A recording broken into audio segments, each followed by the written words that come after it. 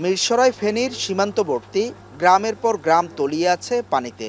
সহায় সম্পদ ফেলে প্রাণ হাতে নিয়ে নিরাপদ আশ্রয়ে ছুটে গেছেন বন্যা কবলিতরা। প্লাবিত গ্রামগুলো এখন জনশূন্য, শুনশান নীরবতা। দিনের বেলা কিছু পুরুষ আসলেও রাত মানেই বিদ্যুৎহীন ঘুটঘুটে অন্ধকার, আর সে সুযোগটি নিচ্ছে অপরাধীরা। মিরসরাইয়ের শেষাংশ থেকে ফেনী পর্যন্ত মাইলের পর মাইল এলাকা এমন পানিতে প্লাবিত।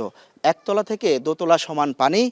সাধারণ মানুষ গ্রাম ছেড়ে ইউনিয়ন ছেড়ে তারা যথাসম্ভব আশ্রয়কেন্দ্রে চলে গিয়েছেন।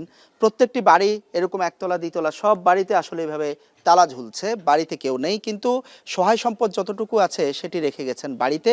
কিন্তু সেই সহায় সম্পদই এখন চলে যাচ্ছে ডাকাতদের হাতে। রাতভর পাহারা দিতে হচ্ছে। একদিকে তাদের প্রাণ নিয়ে টানাটানি, আরেকদিকে সম্পদের এই টানাটানি তাদের জীবনকে দুর্বিষহ করে তুলেছে। শুক্রবার রাতে করেরহাট, বারৈয়ারহাট, শুভপুর এলাকায় হঠাৎ ছড়িয়ে পড়ে ডাকাত আতঙ্ক। খবর আসে স্পিডবোট বা নৌকায় এসে ডাকাত দল নিয়ে যাচ্ছে সহায় সম্বল, অর্থকড়ি। এতে আবারও আশ্রয়কেন্দ্র ছেড়ে ঘরবাড়িতে যেতে শুরু করেন অনেকে। রাত্রে শুনতেছি চারিদিকে মাইকিং হচ্ছে, মানুষের ঘরে বাড়ি ডাকাতি হচ্ছে। আমরা শুধু পরানের কাপড় পিন্দি বার হয়ে আসি, এখন দেখতাম যাইগের। এখন রাত্রে শুনিয়ে ডাকাত ঢুকছে, পাশের বাড়িতে ঢুকছে নাকি ডাকাত, এরা দৌড়াইছে। এখন এখন দেখার জন্য যাইতেছি কি আছে না নাই এখন বলতে পারতেছি না। ডাকাত তো কালকে রাত্রে নাম শুনছি এখানে শিবরের পুকুরি ডাকাত গলাইছে। পশ্চিম জোয়ার, জয়পুর পূর্ব জোয়ার, অলিনগর। দুর্গত এলাকাগুলোতে প্রশাসন ও আইনশৃঙ্খলা বাহিনীর তৎপরতা চালানো সম্ভব নয়।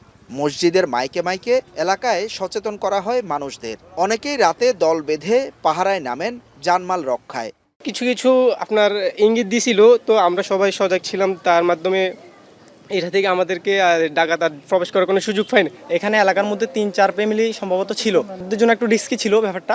আর ওরা সবাই দ্বিতীয় তলার উপর থেকে লাইটিং নিয়ে ব্যস্ত ছিল, মানে যাতে ডাকাত দল প্রবেশ করার পথে যাতে বাধাগ্রস্ত হয়।